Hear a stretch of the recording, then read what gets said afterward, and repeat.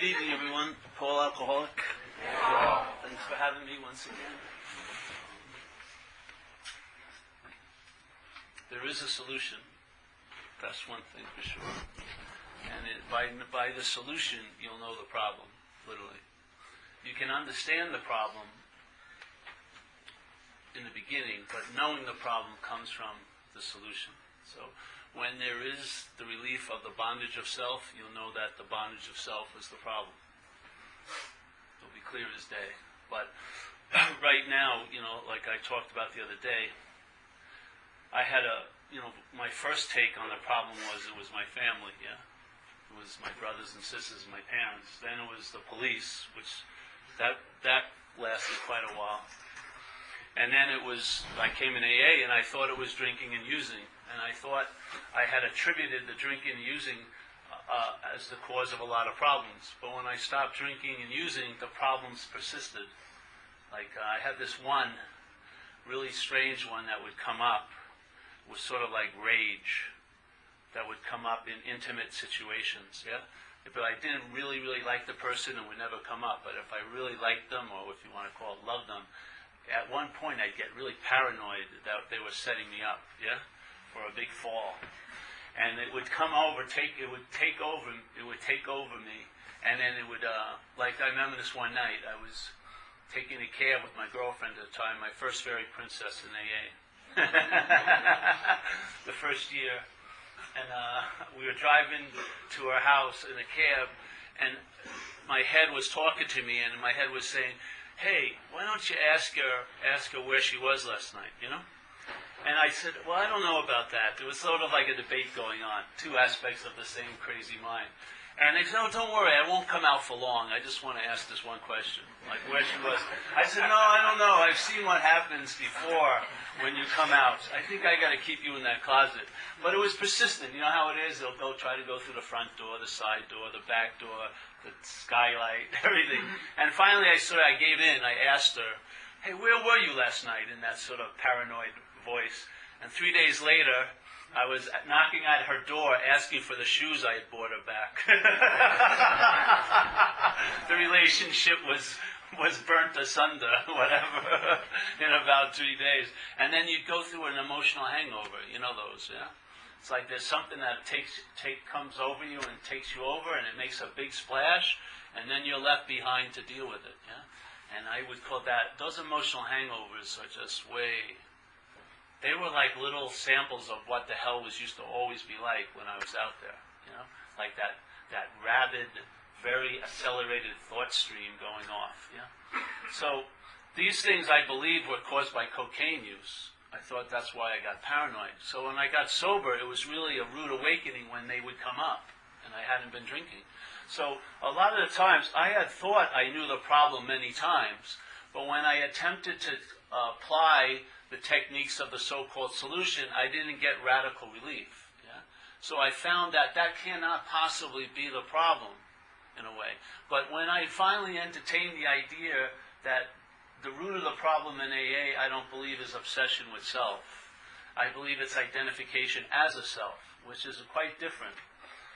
Because if you're identified as a self, you won't know it. Yeah? And it may seem like you're trying to get out of the obsession with self, but self cannot get out of self. So if the prior addiction is identification, then no matter how much you struggle or try to accept the obsession, it's the problem doing it, yeah? So there's no solution in that. The solution has to come from a totally different place than the problem. So when I finally entertained that it may be this activity of my mind, which is when I listen to K-Paul all day, yeah, it sort of infers and implies and signifies and points at that there's a someone there, yeah, that there's a Paul, and that Paul has always been here in this life, and it's the one constant in my life. People come and go, experiences come and go, thoughts come and go, but Paul, the one who has the thoughts, the one who thinks the thoughts, is always there. Yeah? So it makes it a certain constant, but it doesn't really have any verifiable evidence. It's just a story, yeah? It runs all day. So when I'm listening to K-Paul, That's sort of the effect. If I'm listening to it in an unconscious manner, I take myself to be a self. Yeah, I take myself to be a body in a way, a long-lasting, independent, separate entity. And then, if you would call awareness spirit, I take spirit as something I can do or not do. Yeah. In other words, I can work on my spirit. Yeah. But what's going to have a spiritual awakening is going to be a body. Yeah? This is going to be the primary identification or reference. And then spirit will come and go. Yeah, but this will never come and go. Yeah? Either I'll be unspiritual or spiritual, but there'll always be me. Yeah? Me will be spiritual when it goes on a retreat, and the same me will be unspiritual when it goes to work. Yes? So this false constant called Paul supplants or takes the place of the real constant, which I would say is awareness. Yeah? Like we're all on. While there's life in the body, there's consciousness, yes? There's a consciousness that is like the animating principle. It's sort of like the eye. The eye isn't really seeing. The eye facilitates seeing, yeah? Like the eye is like a set of lenses that if the body is alive or conscious, then there can be the sense of vision. But that same body, that same eye, if it's in a dead body, is not seeing anything. But if you took that same eye out of a dead body and put it in a live body, it would see. Yeah? So the eye has the capability of seeing, but it's not what sees. Yeah? So the body has the capability of feeling, but it's not what's initiating the feeling. There must be awareness to have a feeling. Yeah? For a thought to be had, it must be noted. And what allows that ability to note a thought is consciousness. Yeah? You're conscious of thoughts. And even the language says it's you that's conscious of thoughts. I'm just saying there's consciousness of thoughts, yes? There's consciousness of feelings. But the way the head presents it to be is that there's a me, yeah? That there's a Paul. And when that becomes the fixed reference, then life starts to look like, instead of it happening, it's happening to this Paul, yeah? And as soon as it's happening to this Paul has tons of opinions why it should and shouldn't be happening, yeah? And then, as soon as life is claimed, and now it's my life, then my mind goes wild thinking about it. Yeah? And it doesn't really think about it now. It thinks only about it now, but the content of the thoughts are there and then. It's past and future. Yes? So it's always dwelling on you somewhere else at some other time. Yeah? So, but the mind can't dwell on nothing. It has to have a fixed object to dwell on. So it identifies you as a body, and then when you think about yourself in the past, you think about yourself as a body, yes?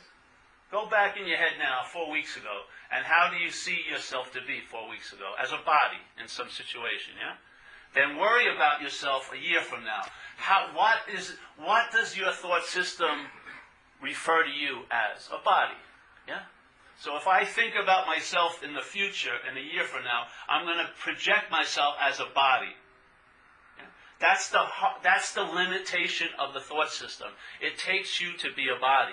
Yeah? It does not take you to be a spirit. It takes you to be a body, first and foremost. And then maybe you as a body can become spiritual, which is incredibly insane because a body is material. It's not going to become spiritual. That's why it's difficult to grasp spirituality onto a body.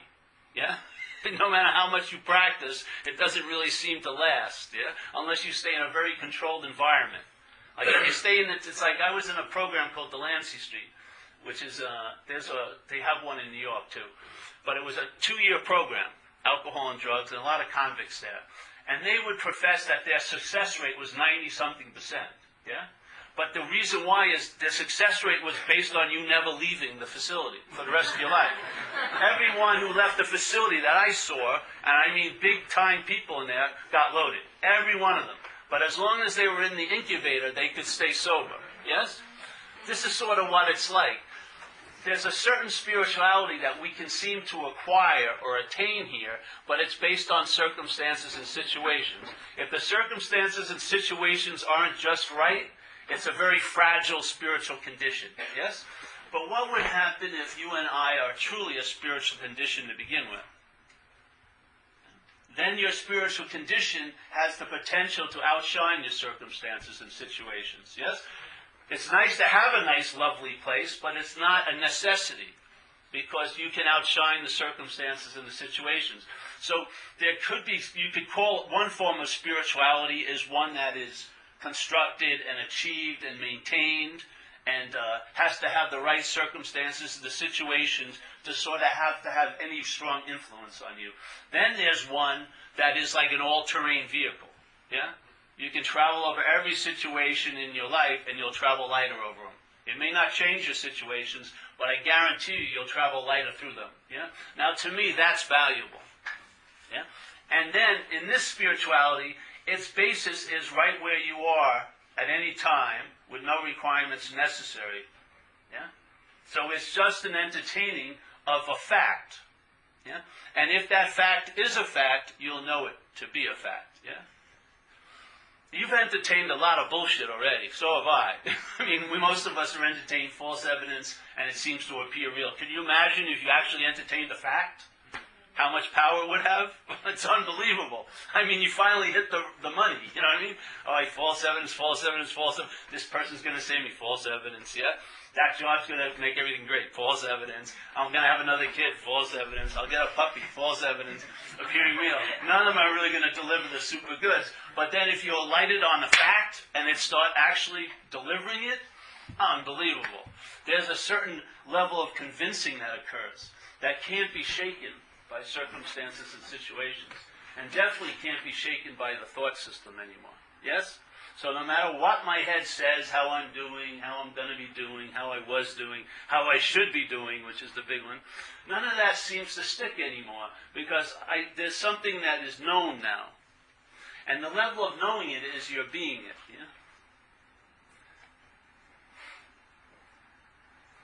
It's a whole different knowledge. Knowing something and then actually being something.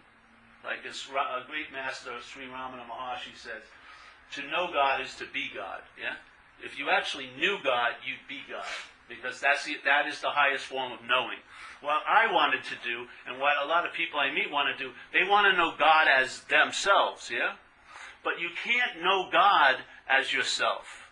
Yes? Because God is not an object to you. I would say God is the subject. God is you, in a sense. Yeah? So by realizing what I'm not, which is this idea of being Paul, who is a bad guy or a good guy or does this and that, all these little ideas and old beliefs and all these thought systems, I am not that. What I actually live as is what I am. I cannot know it because I am it, yeah? I can't have an experience of it because I am it. I can't lose it because I am it. I can't find it because I am it, yes? It takes all of the choice and all of the bogus, dead-end journeys that the mind tries to offer you, that, if you just do this and that, you'll arrive someday, not now, but someday, and you'll have a great awakening. Yeah. That's all put off, because now you're in that awakening. Now. You're living it now. You're not living with it, you're living as it. It's a different sense, yeah? And how this is facilitated, in my view, is first of all, especially in recovery, is to see what it is that you're not. Yes? And what I found is, what I saw that what I wasn't was self, the idea of being a long-lasting, independent, separate entity. And once I saw that, the next thing I could entertain is, hey, I can be free of it. Yeah? I don't have to therapize it. I don't have to debate with it. I don't have to try to win it over. I don't have to appease it. I don't have to negotiate with it anymore. Please let me have a 1-month-long relationship. Please, don't fuck up this picnic this year or whatever. No, I can actually be free of it. Yeah? I don't have to spend a lot of time on it anymore because it's not me. Yeah? It's not me. And I'll tell you, as soon as you realize or just entertain it's not you, you're going to lose interest in it. Big time. Seriously, fast. Just like I always use this example. If I'm sitting here and I hear there's this woman I'm interested in the next room, and I'm interested in her biblically, I'd like to meet with her and stuff. But I'm afraid to ask her out, because I don't like to take a chance on rejection, so I just playing it safe. So I'm trying to hear what she's saying. And I'm in this room, supposedly doing this talk or whatever, but my interest is in the other room, because that has a lot more meaning than sharing this with you. This is much more important to my head. So I'm talking, and the people but listening. And the people going, hey, Paul, you should be really be here now, Be in the moment. Get into this moment. This is where you are. And I'm agreeing with them, but my interest is way there. Yeah. Someone puts a book, how to lose interest in a conversation in the next room. I read through it. Oh, fuck it.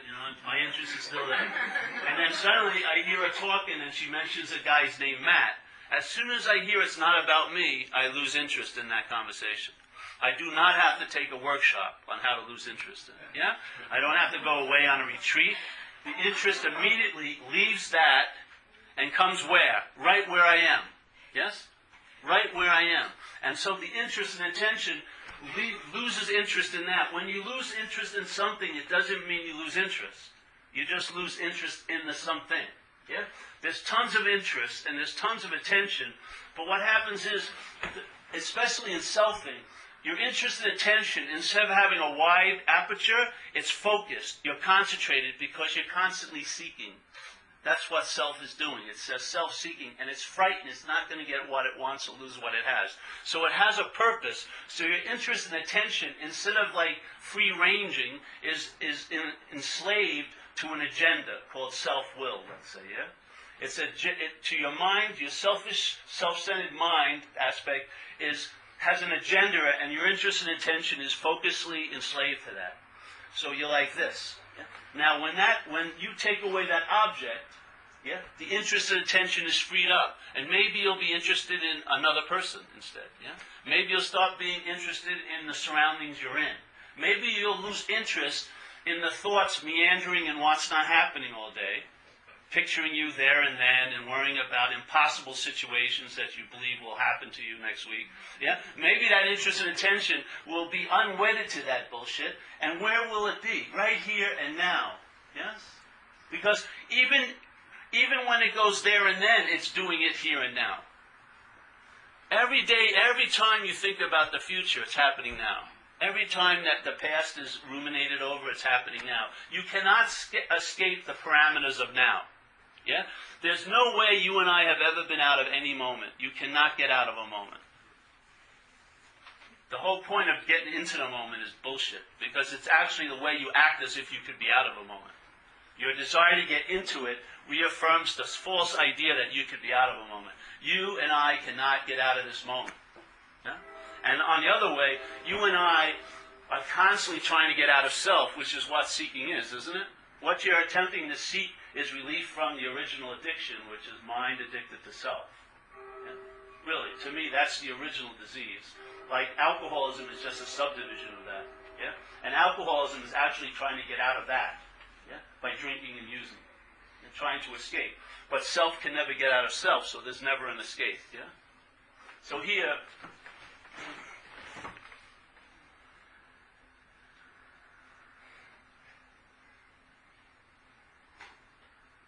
that interest attention, freed from that. Yes? What does it do? It's here now. It can be spent here and now. And all the past and all future is actually happening here and now. All it is take the attention and gets unwedded to those things, and now is just here. You can go to things when they show up, but now for me, it rests in more the no-thingness of things, yeah? Like the space, like in this room. If you see this room, most everything we see is things, yeah? But you can intimate the sense of the space in this room. I would say that's seeing nothing. And that's, I believe, is what mind does all day. Mind is truly seeing nothing all day. Infinitely seeing nothing. Because in mind's eye, it never alights onto a thing. All it's doing is seeing no-thingness, yeah? But here, if you take yourself to be a thing, then you're going to be addicted to things. Yes, the mind is. Like when I saw when I was young, a guy died that my family knew, and we went to the funeral, and I was 9 years old, and they brought me by the casket, and I looked in, I saw his body. Yeah, his name was Uncle Fred, but it didn't. I had a very strong hit. That isn't Uncle Fred. When I looked at the body, because something was missing. That animating principle had left. Yeah. And I realized later on that the reason why I thought that was Uncle Fred when I looked at the body is because I was assuming I was the body. But when I saw the absence of spirit out of Uncle Fred's body, it was obvious that wasn't Uncle Fred. The body is just a body. The body is like a camera, yeah? Full of lenses. But what is really, I believe, what we are is the light that animates it, or awareness. Yeah? when that light isn't moving through the camera, it's like an empty camera shell. Yeah. So what happened with that is when you see that you're maybe entertained, you're not such a thing, your interest and attention gets very interested and attentive to no-thingness. Yeah. You start sensing the space in places, the space in your own life, the space of mind. So you don't, even when you look at your head, let's say if you're upset about next week, that you're going to get fired, yeah? If you ask yourself some simple questions, what does it mean to you to be fired next week? Yeah? All right, it means I'm no good, all right? All right, then ask us another simple question. What does it mean to you to be no good? Well, that means I'm bad. Yeah? All right, well, what does it mean for you to be bad? Well, that means I don't deserve anything. Well, what does it mean if you don't deserve anything? That means fuck it. What does it mean to fuck it? It means fuck it. Yeah? And if you would keep bringing yourself down and ask questions, you'd end up to a point where the mind would have no more meaning and you'd sense the space that's always there. It's always there. All that's happening is his mind is filling it up all day. But if you look at mind, because you're never really, like the Course in Miracles says, you're never really upset for the reason you think. So you think you're upset that you're going to get fired, but it's really because it means you're really bad. Yes? Yeah. So there's all this meaning in the space, and if you just take it down until it doesn't have any more meaning, you'll see it's all just like a phantom. It never, like if I had this chair here, which it is here, and I could move it, yeah? Then you wouldn't see the chair. The only way you would see the chair is through memory, right? You would have remembered the chair was here. And when I moved the chair out of this space, would I have to move space into where the chair was?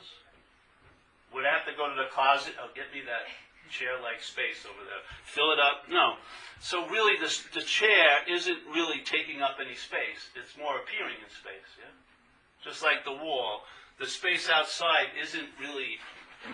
This isn't like a solid thing that's stopping the space. This is just a wall that appears in space. Yeah?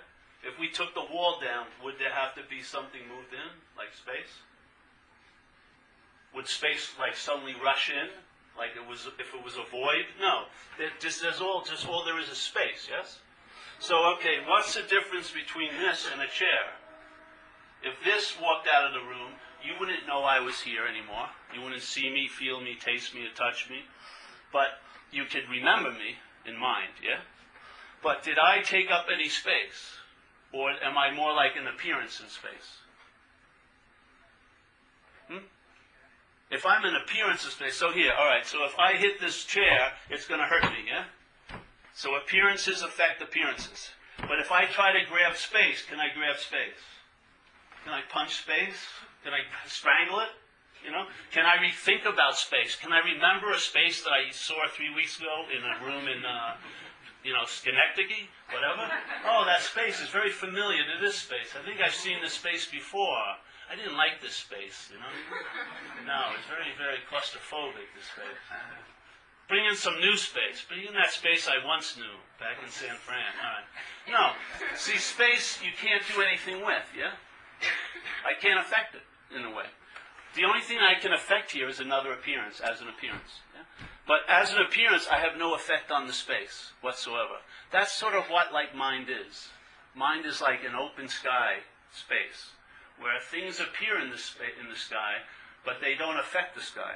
When the rain comes down, it just hits an appearance, the earth. Yeah? Planes are flying through it. They never call the terminal and say we ran into a big chunk of sky up here. They just move clearly through it. 4th of July explosions are happening, but it never rips open the sky. Yet the sky allows all of that to occur. Without the sky, none of that would be occurring, yeah?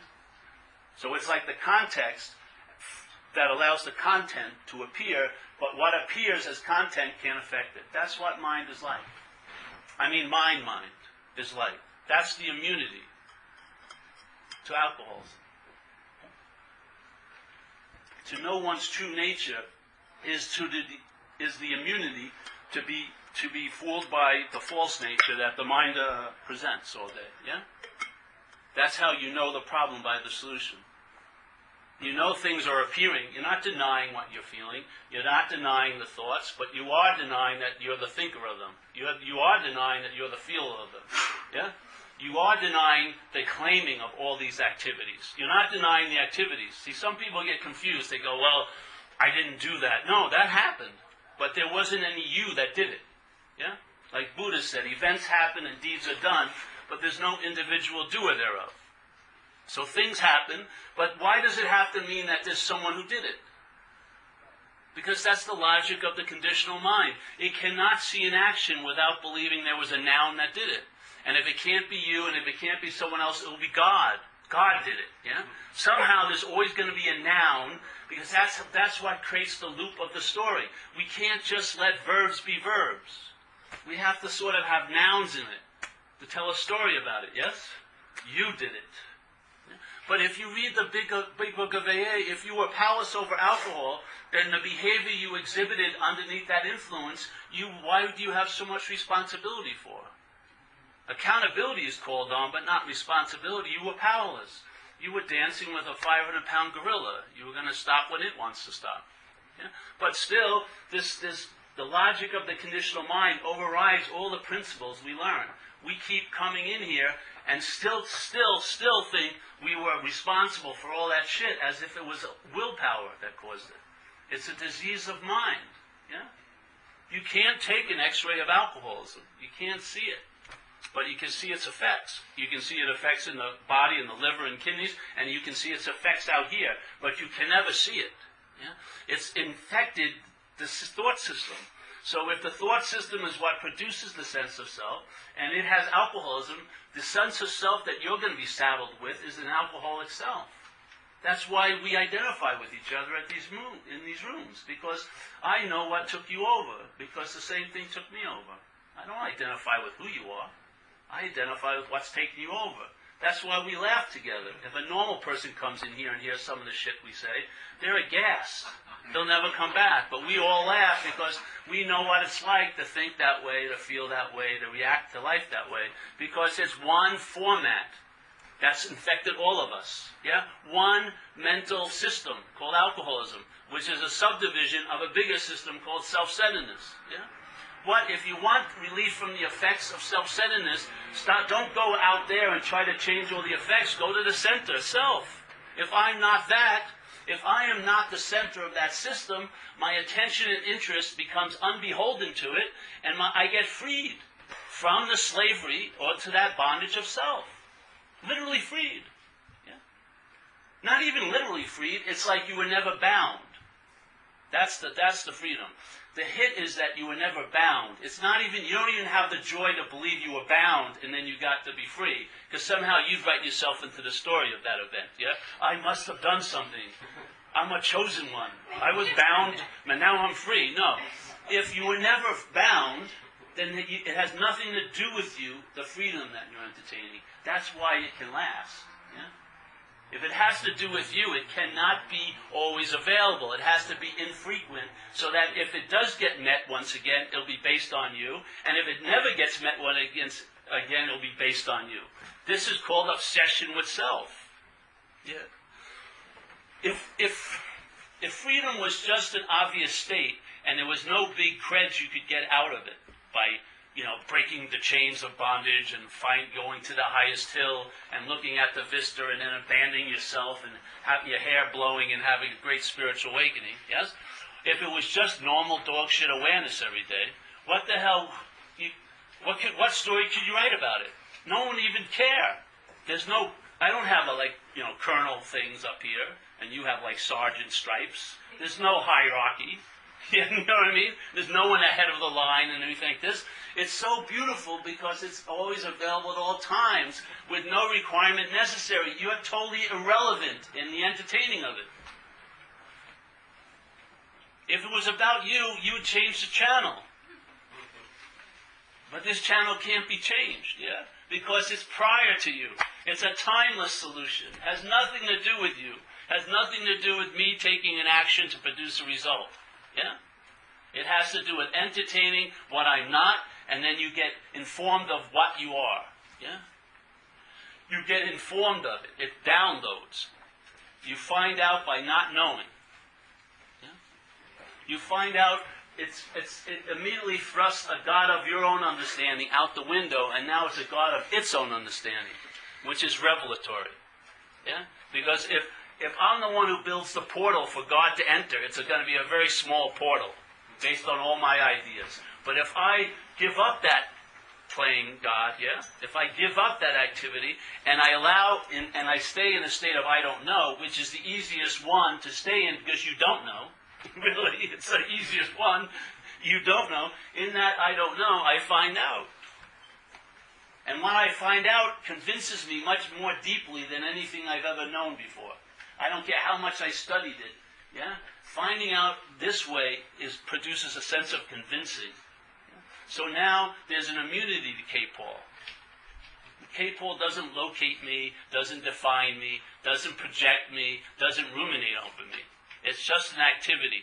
I've lost interest in it, so it's still going on, but it's never listened to, it's heard, Because there's a when. It's heard, but it's not listened to. There's a freedom. It's like I have total faith in mind. And everyone is mind. I have total faith in mind. I don't believe we need a giant. We already have a way of life that can contain the alcoholism. Yes? We already have a way of life that supports being free from alcoholism. If we could just see maybe what the root cause of the alcoholism is and tell the truth about it, it would be a perfect illumination of the path we're already on. We don't have to find a path. We don't need any more turbocharged paths. We already have a beautiful path to deal with the effects of mental alcoholism. But the illumination, if you don't have the right diagnosis and you think it's obsession with self, and if it's truly identification, you'll be in that little complex equation of self trying to get out of self. And it's impossible to do. Yeah. But if I'm not that, that's being out of it. Yeah. And then I have a total sense that there's no possibility that I could ever be in a self. So no matter how my mind attempts to talk as if I am, it's totally ridiculous because it's impossible that spirit could ever be a body. It's just impossible. It's just freaking impossible. And there's a freedom in it,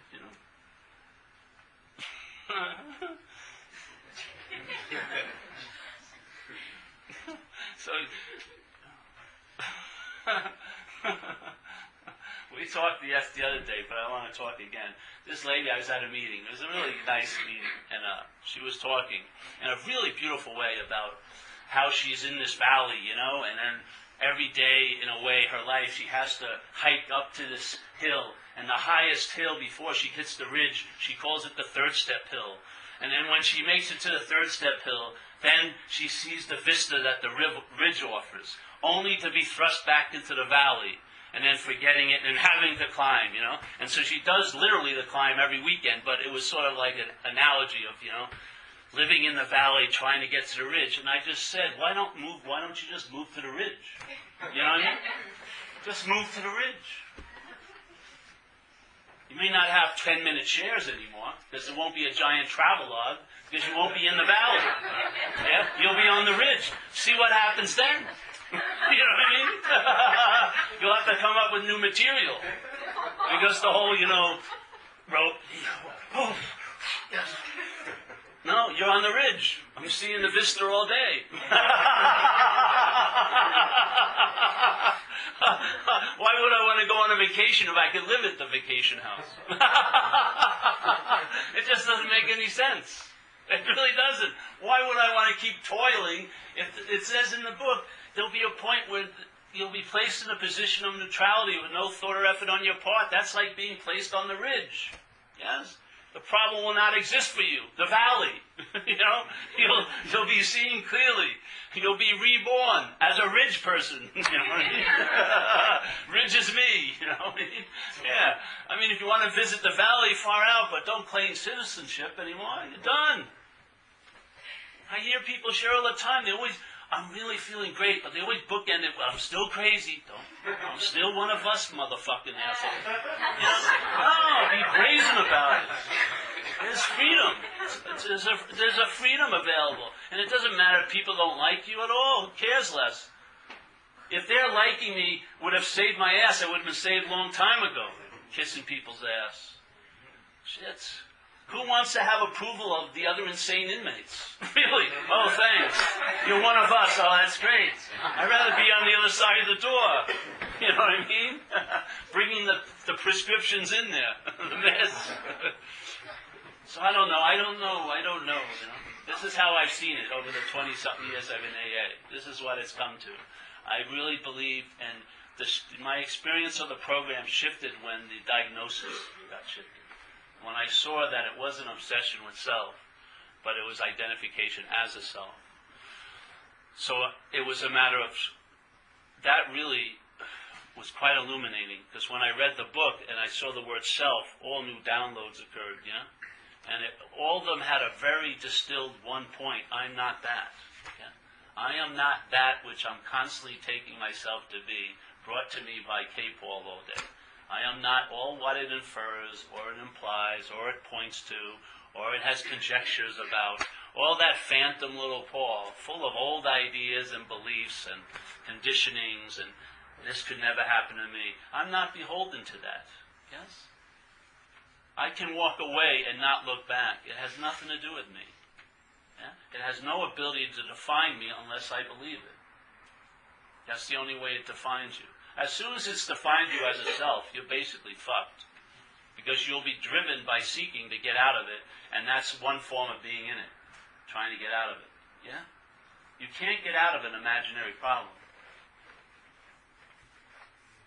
It's impossible. All it can do is make the problem seem real. You're trying to get out of it, yeah?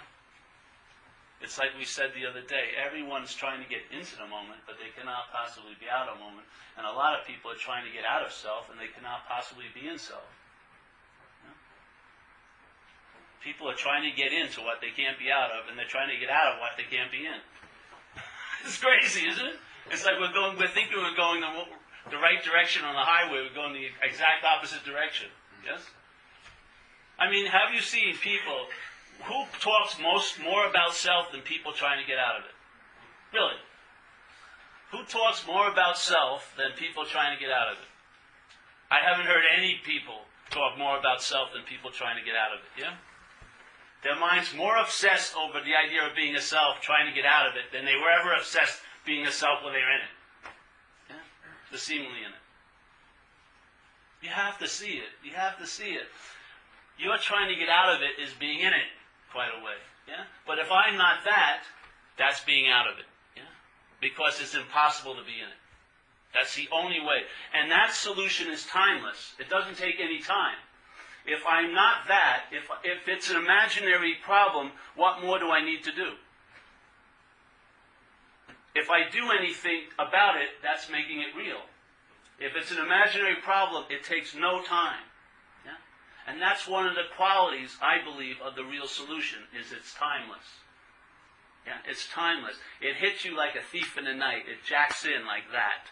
Yeah? It may not stabilize here in this place of time, but the hit is it's timeless. Whammo. Just like I see when I do these talks, a lot of times the light goes on, and then it goes off when they think about it. But it goes on when they get hit, yeah? And it didn't take any time. It just whacked, and they got hit. And then it takes time to think about it, and it takes time for the thinking to neuter it. It does. And then what it wants to do, which is really insane, it tries to resuscitate what it neutered. And it makes a message of nothing into something. And then you think you have it, but that ain't it. It's like bastardizes it. And then it's like really weird. It's like a changeling, you know? The message is born. It's switched with another body of ideas, which is yours, and then you claim, oh, I got the message.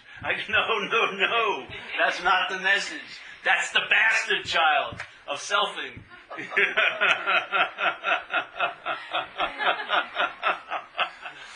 So, the thing is to leave nothing as nothing alone, yeah?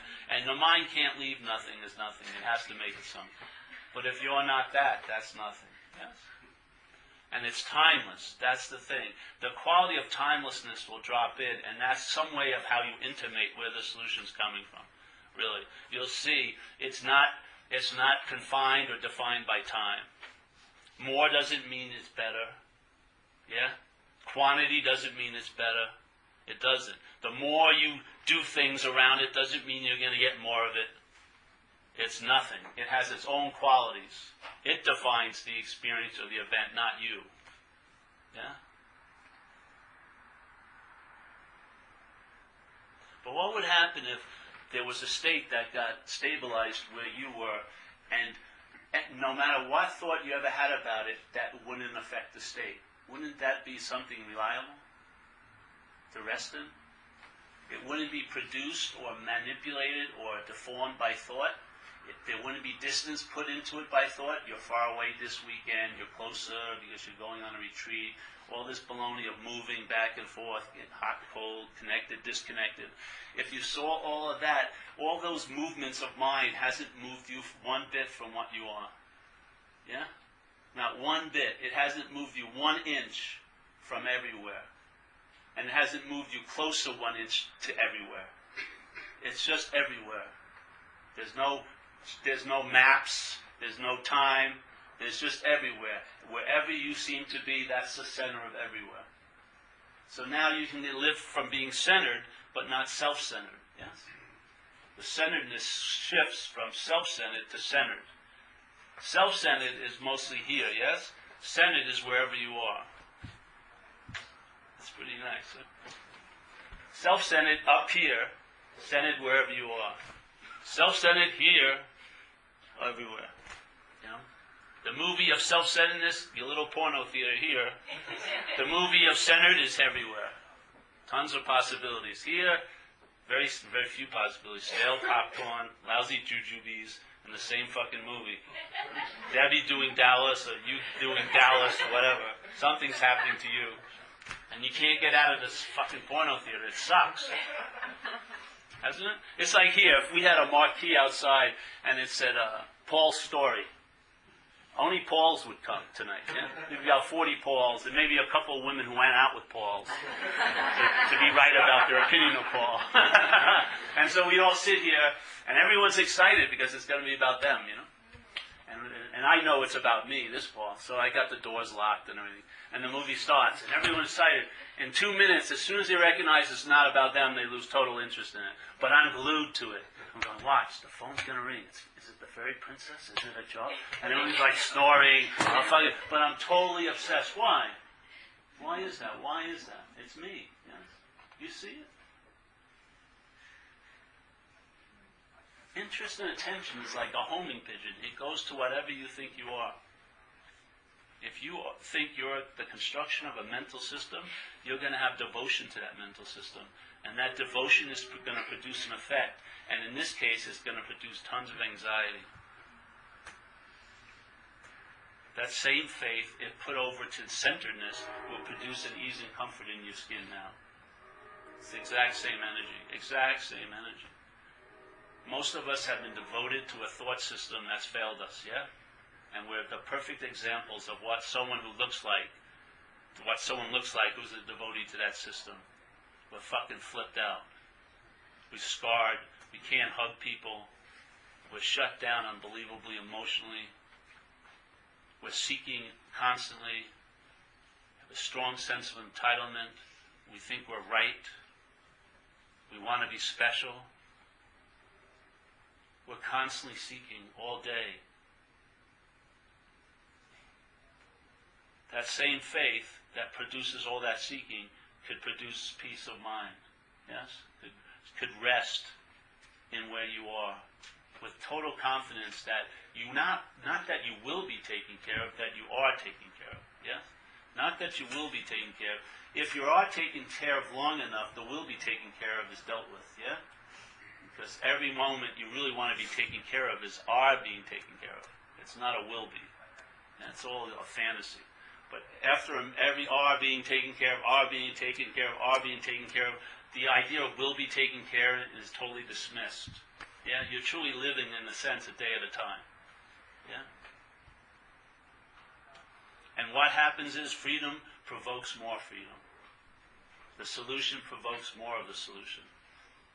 And the recovery is also progressive, like the diseases. Yeah, recovery is progressive. If you stay open to it, it has an extending quality. It progresses. It expands. Yes.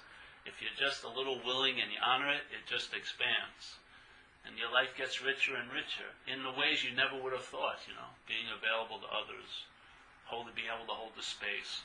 Having people who don't know you much at all, but they respect you, call you when they get a terminal, thing in cancer, which I don't hear from this person for months, but because of that, because he knows me, he calls me when he's in that situation. These things start happening to a junkie from the streets, I mean, what happened? What caused the transformation? Was it Paul? No. Paul's the name tag that hasn't, shifted, but what took me over shifted big, Just like we've been taken over by alcoholism, we've been taken over by a power greater than alcoholism now. Yeah. When you resist alcoholism, it thrives. When you surrender to this, it thrives. Yeah? When you resist alcoholism, it gets bigger. Yeah? When you surrender to this, it thrives. When you abandon yourself to alcoholism, it totally leaves you high and dry. Doesn't it? When you're totally dependent on alcoholism, it always disappointed you, didn't you? At the end, I was totally disillusioned by all the drugs. I thought I would transcend this place by doing so much drugs. I was totally bummed out. It left me high and dry. But if you abandon yourself to this power, it doesn't leave you high and dry. It totally supports you. Yeah? We know this way of life. We just did it in the wrong direction. The same way. I abandoned myself to drugs every fucking day. I gave everything to it. I was the perfect devotee to drugs. I matched my devotion to any spiritual fucking saint in the world. I gave everything, and I gave all of yours to it too. And whatever I could get, I'd give away. I fucking prostituted myself every day. It was my religion, shooting coke. Yeah, and it terribly disappointed me because it didn't transcend this place. Every time I woke up, I was still here. Yeah, so we talk about what does it mean to be abandoned. We know what it fucking means. We know what it's like to turn one's will and life over. Yeah. But the difference is what we turn our will and life over. See, maybe we thought we already did it, and look at what the results were. Addiction and fucking prisons and Delancey streets. But in fact, it was what we turned it over to that produced the results. It wasn't the turning over. The turning over is inevitable here in a way. But now we can turn it over to something other than what we once turned it over to. Yeah? And then you'll know the tree by its fruits. You'll see what happens when you fucking surrender here. Yeah. And sort of like a dog that's been hurt, beat, It takes a while for it to learn to trust again. Maybe that's what happened to us. We gave our total reliance on self, and we were terribly disappointed. We're in fucking halfway houses, and I've been run over by cars and jail and everything like that. Maybe we're sort of hesitant, thinking, I don't want to rely on anything else ever again. But we've had the second option. Man, look around at people who've done it and see what they look like. See if there's light in their eyes. See if it seems to be working for them. And maybe try the same path, just a day at a time. It's not a lifelong surrender, just surrender now. Yeah. If you want to know what meaning to go to, how about this one? Yeah. Be attentive to where you are. Just start seeing what happens. You'll know it by its fruits. You'll sense it. You can't see it. Spirit can only intimate itself. It can't appear here. It's not a thing. But it'll intimate itself to you, through you and through others, and through situations. And after a while, you'll be able to recognize it with never seeing it. But you'll recognize it. You'll recognize it everywhere, but you'll never actually see it. Yeah? But you'll recognize it. You'll see its hand in action. You'll see its choreography. And it'll bring you like a tear of joy. Because you'll see that, there is, it's not a something, it's a no thing, but there is reliance on something. Yeah? There is a place to truly rest your head. You can really rest and let go there. Like, put down the fucking rock, you know? Follow some simple instructions. We have guardrails, G-O-D rails, called the 12 steps in the program, and the fellowship is huge, because we all need a sense of belonging, no matter how independent we think we are. We're tribal little action figures. It's nice to get around the fire every night with people. Yeah? It does. It's very healthy to me. It's really done a lot for this. Yeah? We have all that in place. Why not just look up? Look up, and the single eye, like Jesus says, if your eye be single, your body will be full of light, yes? If your eye be single, if you stop looking this way, and you look with the mind, you'll see nothing. And you'll see your face and every face in that nothingness, yeah? Has a huge impact on you, seriously, when it starts hitting you. You have a pair of glasses already, right? Alcoholism.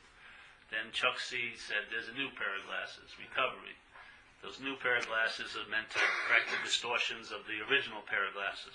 But in a sense, being them glasses, the best thing is to be able to take them both off, in a way, yeah?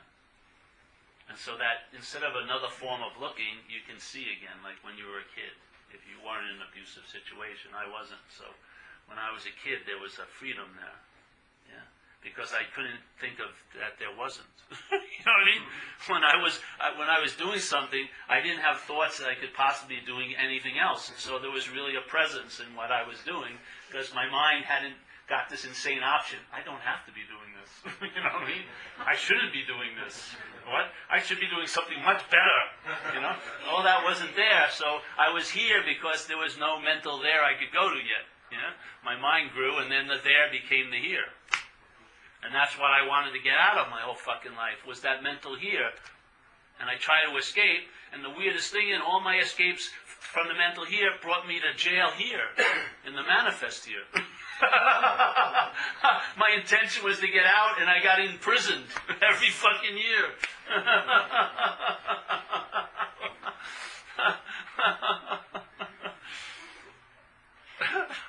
But you'll know that really, you will know the solution, the problem by the solution, I swear. I cannot believe it. This was the last answer I ever got. So how long ago was that? I haven't gotten any new answers since, yeah. I had a lot of answers in my life. A lot of people gave me a lot of answers. But this one, when I fell upon it, I've been entertaining it now for a while, and I haven't had any new answers. Yeah. That's pretty cool. It seems to be working. Yeah. So, because once you're in the solution, everything becomes a lot clearer. You really get to see what you're not in action. Yeah. And if you're not that, you don't have much interest in it. And that's all what spirituality is, in a way, is a shift of interest and attention. People are trying to do it through practices and functions and stuff. But when the mind wakes up, there's just a shift of attention and interest. Your emphasis leaves thingness and goes to no thingness in a way. Has enough to deal with thingness all day. It's no problem with that. But the no thingness is what's rested in, yeah? And to me, that's it. That's the spiritual awakening.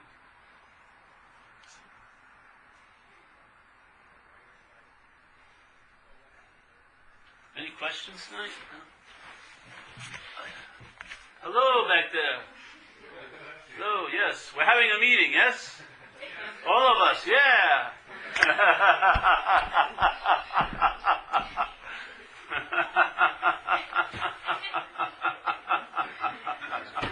You're all included, yes, all of us. Hallelujah. Any questions? No, come on, get a couple questions. Let's keep going. News now. Any questions? No? I have one. Oh, yes?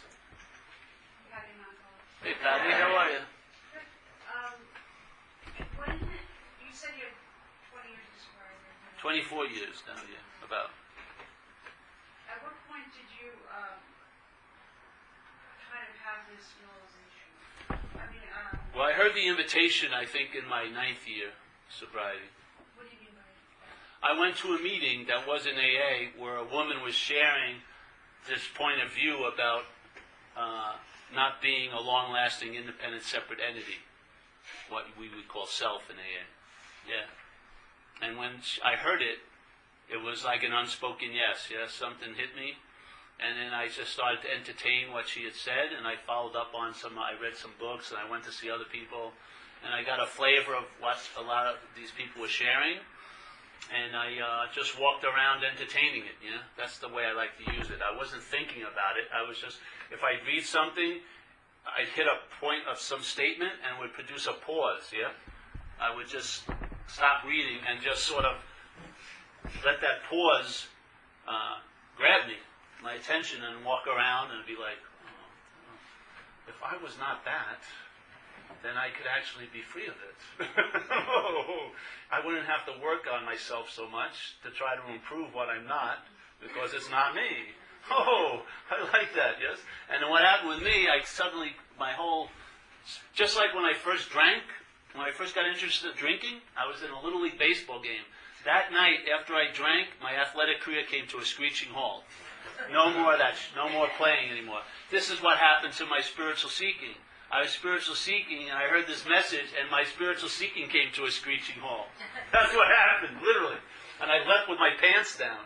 Because the only identity I had was I was a lousy house painter, but I was a pretty good spiritual seeker. I'd been going to retreats and meditating, doing all this stuff. I could have that loving gaze go, pretty good.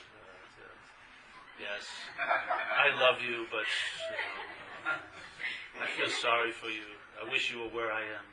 All this stuff, That came to like a screeching halt. But what happened is, it was like being in a town hall with my pants down. My mind had no identity, so it was trying to grab, and I couldn't pull anything up. So I got used to walking around with my pants down. And then so much shit got revealed when I was willing to give up those old ideas, be it an addict, be it a seeker, whatever. And then, that state that I wanted, or I thought I had to produce or be given to by someone else, was ever present.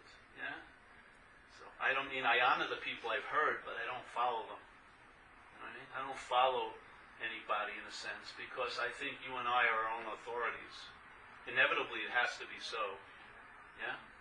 And I found by entertaining it, it just verified itself more and more. The more and more it became, if you want to call it more true, it became more true by the seeing of it. And then there was a point where there's no going back. It's like, it's a done deal. I mean, you can't get back into the story. It's almost impossible, the story of Paul, because it's incredibly boring and empty, really. I mean, it's like if someone came up to you and started talking about what was bothering them and it was actually not happening, you'd be bored, wouldn't you? 5 minutes, you'd rather go out. Let's go get something to eat, watch a movie, something. You'd lose interest immediately, Why is it that we have so much interest in the same activity going on in this head? Because it's held as mine, or about me, The my or about you is the bondage. It's not the activity. It's that it's about you that's the bondage. If it isn't about you, you start seeing it for what it is. It's pretty boring. It's the same old, same old. It's always worried about something. Usually not now. And it just goes on and on and on and on and on. And it's never going to stop. You're always going to be an urban renewal project.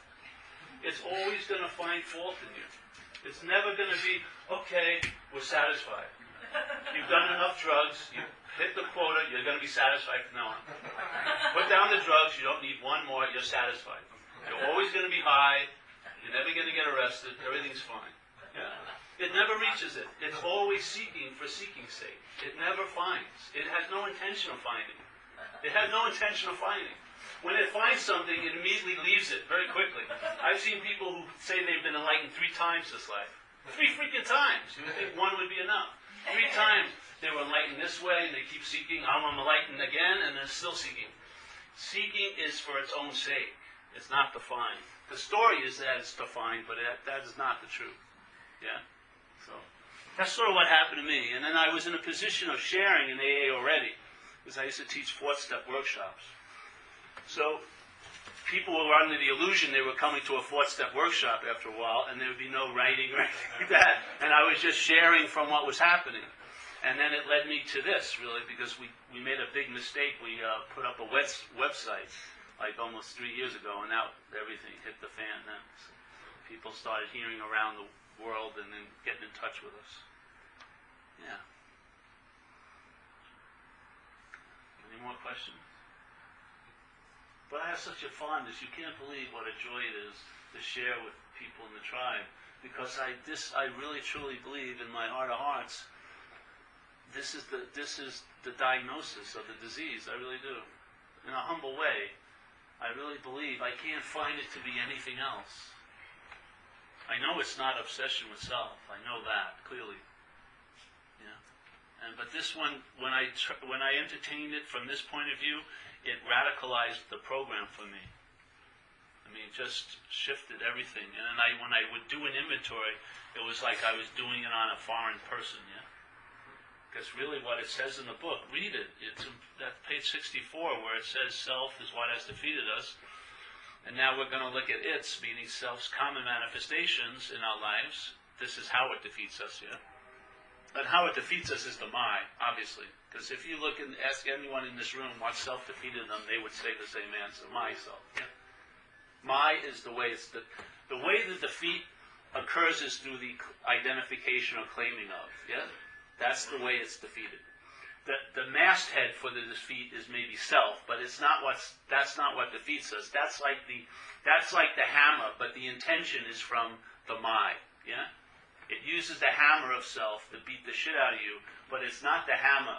It's the my that's wielding the hammer. Yeah? It's the my. We're not trying to get rid of the hammer. The hammer's there. The mental process produces a sense of self. That's how it organizes life as a figure. Yeah? That's how it does it. It organizes all the disparating things that are going on as a body. It says, oh, it's me. Okay, that's one way it makes sense out of this thing. That's going to be there. But it's the wielding of it. That's where the my occurs, yeah? When the mental process claims that idea of being you as you, yeah? That's where the bondage occurs. That's where it gets locked in. So then it says, all right, so if we're convinced of that, we'll now look at its common manifestations, not all of them. And it says, the next paragraph, it says resentment is the number one offender. So if you follow this logic, it sounds like resentment is an expression of self. Yeah? The system of thought called self is expressing through this opportunity, because it cannot express but through us, yeah? There is no self. You can't say, oh, there it is. I just laid a big shit on 4th Street. You don't see it, right? You don't see self. But its effects can be seen through us. Yeah? We can act out from this idea of self. We can get fucking super jealous. All this shit can happen. So we are a form of expression for this mental impression called self to get out. Yeah? How does it get carte blanche entrance into all the aspects of what we call our life? Because we're identified as it. When it comes in any topic, relationships, health, money, it walks right in and we never check its papers because we call it me. Yeah? And therefore it dumps stuff, it dumps its own expressions through this possibility into life. And when it does, listen, when you share about it, you'll share it as if they're yours. My fear, my resentments, my this, my that. But in fact, if you read what the book says, they're expressions of self, and self and us are two different things. So we're actually identified with the idea of self because we're claiming all of its expressions. You can't be more identified than that. Yeah? In other words, if someone did something and you kept confessing to the crime, you would be identifying as the guy who did it. You're not the one who did it. Yeah? But you keep identifying with what happened and saying, I did it, I did it, I did it. Yeah? And what happens is you get convicted in your own court system. You're already convicted, to tell you the truth. You got the judge, you got everyone, you got probation, which you never get out. You got workout programs, but you never leave the penitentiary. Yeah? And you're never going to get freed in that court system. Never, never, never. Self can't get out of self. No way. But when it gets brought up into the court of light, that's where you get absolved. Yes? You'll see that nothing actually truly ever happened to you or by you or for you or as you. Yeah? I mean, literally.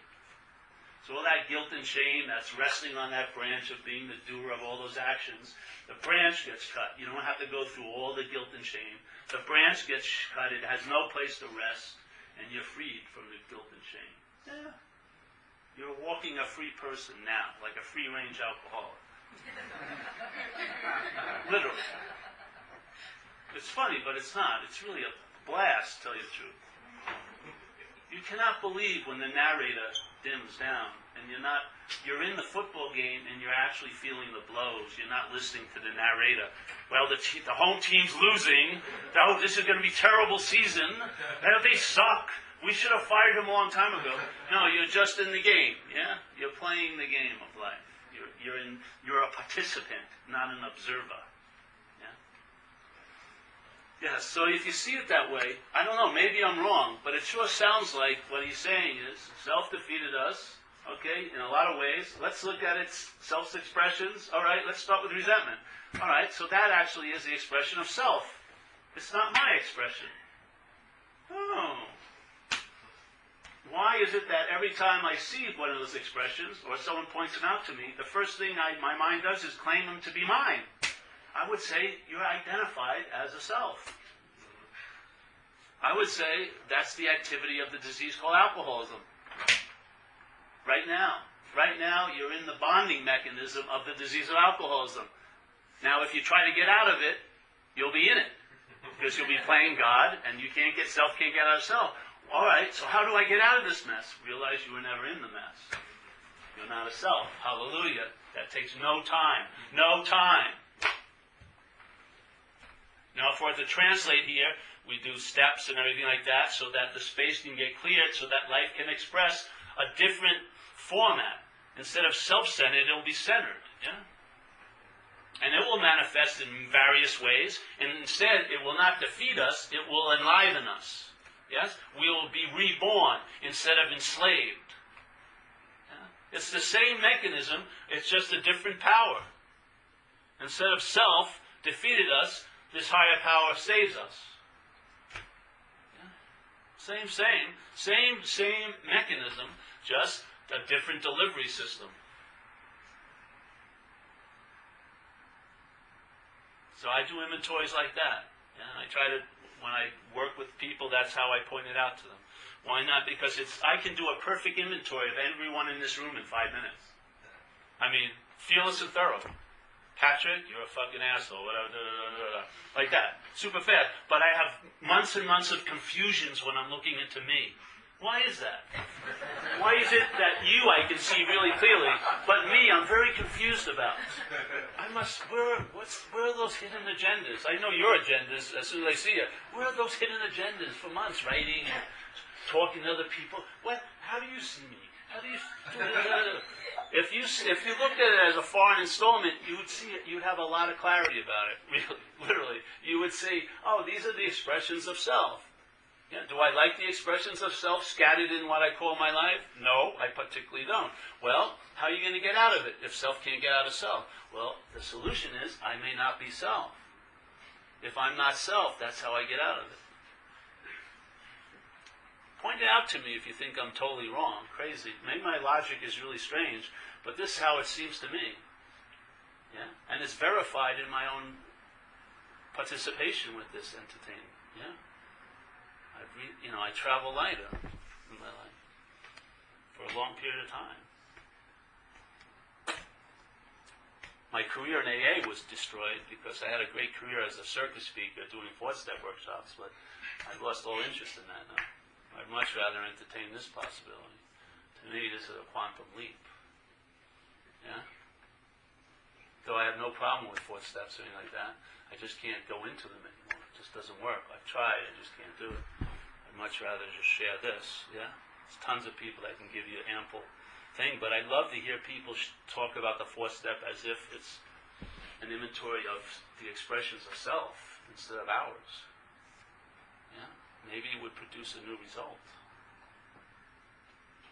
The thing is, if you as a self decide to make the decision to turn your life over, most of the people's experience, our experience in the community, is that we believe we can take it back, yeah? We surrender and then we take it back. Surrender, take it back. It's this huge story going on. I surrendered, but then something really important came up. I took it back. Surrendered, took it back. That can only be seemingly real if this ego or the self is playing God with God. Yeah? In other words, if self decides to surrender to God, this God it's going to surrender to is going to be a lesser God than it is. And so when the big God of self says, oh, I want this back, it takes it back. It's like taking a bag of candy from a little kid. Oh, here, you hold this for me. Oh, give it back to me. The kid can't stop you. You might as well go fucking punch me. The God has no power because it's not God. It's a God made up by what's playing God. Yeah? I see that as a fundamental flaw. I don't know if you or not see. I see that if its identification as self is the root of the problem, and you don't know it if you're in it, then when there's a decision that you think you made to turn one's will and life over, it may have come from selfing, yeah? And if that's the case, then selfing is always going to be the bigger God than any God it turns itself over to. And therefore, it's playing God, which is the biggest part of the third step. It says first, quit playing God. Next, in this drama of life, God is the boss and we're servants. It doesn't say first, turn your will and your life over to God. It says first, stop playing God. And then next, we do that. If you look at it as a linear process, the most important aspect is the first, which is playing God. Now, if I try to quit playing God as God, yeah, that would still be self getting out of self. I can't do it, yeah? But if I'm not that which plays God, what happens? I believe the selfing is using our God juice. By us giving it over to it, by saying, I'm you, it uses our God juice to play God with. And it plays God only in our heads, yeah? I can't make you see what I see. I can talk to I'm blue in the face about what's scaring the shit about next week to me, and you'll be totally immune to it. It won't produce the same fear, will it? Because it's a very small God. Yeah? But it's using the God juice here that I've given over to it to play God with. All I want to see is, hey, I'm not that. If I'm not that, what happens? The God juice doesn't get transferred. And so what was impossible to see and get clear about, you start seeing very clearly. And it all distills into one message, I'm not that. As soon as I realize I'm not that, that means I could be free of it. Yes? I am not it. I don't have to go down with the ship. I don't have to blow my brains out because I think the only way I can get peace is to kill me because I'm identified with this fucking voice. I can actually be free of it. I put it to the test. I've entertained it. It seems to pan out. I'm here just to serve you a spiritual subpoena. You've been served. Check it out. Yeah. I'm around.